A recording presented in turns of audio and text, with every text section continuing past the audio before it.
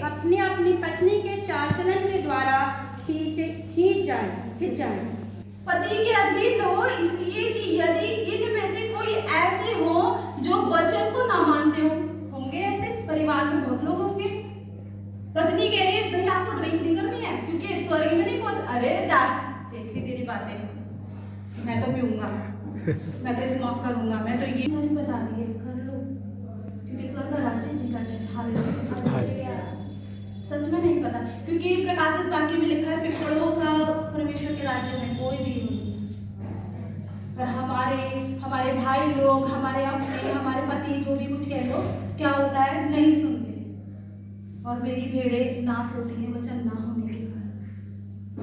हे पत्नियों, तुम भी अपने पति के ऐसे अधीन रहो, इसलिए कि यदि इनमें से कोई ऐसे हो जो वचन को ना मानते हो तो भी तुम्हारे भय सहित पवित्र चाल चलन, कैसे पवित्र चाल चलन।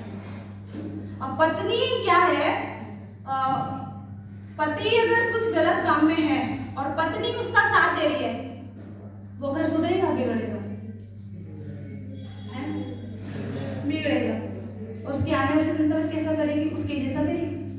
भाई मेरी मम्मी गलत करती है, मेरे पापा गलत करते हैं, उनको क्या शिक्षा दे पाएंगे हम? मसीह की तो छोड़ो, संसारिक भी ना दे पाएंगे कि बेटा इसको नमस्ते कर, उसको कर, ये कर, वो कर, क्योंकि उनके अंदर ही प्रेम नहीं है। हालेलुया। तो परमेश्वर का कलाम आपको मुझे ये बता रहा है कि हमारा जो चाल चलन है वो पवित्र होगा, तब पति भी बदल जाएगा। हालेलुया। आगे निकालेंगे।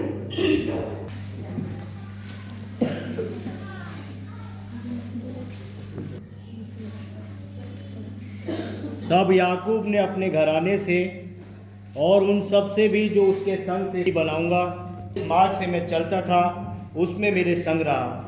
याकूब ने अपने घराने से और उन सब से भी जो उसके संग थे कहा, तुम्हारे बीच में जो पराये देवता हैं उन्हें निकाल फेंको। ये मैं मसीह फैमिली की बात कर रही हूँ, क्रिश्चियन फैमिली की नहीं कर रही हूँ। मसीह यीशु मसीह है, तो यीशु मसीह ने खुद कहा है कि क्या पहले तुम मेरे धर्म राज्य की खोज करो तो तुम्हें सारी वस्तुएं मिल जाएंगी, है ना? और क्या है, मेरे पीछे हो। तो परमेश्वर का कलाम बताता है याकूब ने अपने घराने से और उन सब से भी जो उसके संग थे कहा, तुम्हारे बीच में जो पराये देवता हैं उन्हें निकाल फेंको। पर हमें निकालने नहीं है, जो हमारे पुरखों ने किया है वो तो हम करेंगे, आया भी हम वही करेंगे। ठीक है, प्रभु तो कह रहा है कि तुम्हारे बीच में जो पराये देवता है उन्हें निकाल फेंको और अपने अपने को शुद्ध करो। प्रभु हमसे कह रहा है शुद्ध कर लो, अभी भी टाइम है टाइम, बहुत टाइम। ये ना सोचे कि बहुत टाइम है, नहीं जी, हमें तो अब मेरे बाहर को निकल के जाऊंगी, मुझे अपनी नहीं पता, ठोकर लग के कहाँ चली जाऊंगी, तौबा करने का समय नहीं है मेरे पास। तो शुद्ध करो और अपने वस्त्र बदल डालो। वो एक परमेश्वर शायद सबने पढ़ा है कि वो भोजन हो रहा था, विवाह हो रहा था, है ना? परमेश्वर ने जिनको बुलाया था वो तो नहीं आए, तो कहा जाओ बुला लाओ जो तुच्छ थे, है ना? ऐसे लोगों को बुलाया गया, वो क्या करा कि वो वस्त्र पहनकर आए, है ना? और उनमें से एक नहीं पहन के आया तो क्या करा, नरक में डाल दिया उसको। हम ये ना सोचे कि साहब केवल मेरी प्रार्थना, कलाम तो कहता है कि तू बस तो तेरा घराना उद्धार पाएगा, आमीन, है ना? कलाम तो कहता है, पर लोगों ने इसी कलाम को पकड़ लिया। हाँ भाई, घर में से एक प्रार्थना करेगा, अरे सब कुछ उसी के बोझ है क्या? वो अपनी उसकी जिंदगी उसकी नहीं है क्या? वो सबके लिए रोता खिलखिलाता रहेगा क्या? Hallelujah, hallelujah.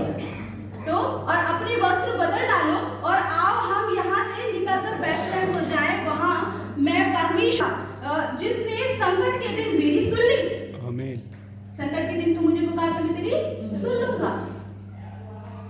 और हम क्या कह रहे हैं, हेलो पास्टर जी हमारी प्रार्थना कर दो, ऐसे ऐसे बातें हो रही। कुछ लोग तो निर्भर ही हो गए पास्टर जी पे, दूसरों पे निर्भर हो गए, अपने घुटने नहीं टिकाने हैं, अपने आंसू नहीं बहाने हैं, दूसरों पे निर्भर है। जी आप कर देना, दीदी आप कर देना, और हम मजे मस्ती ले रहे हैं।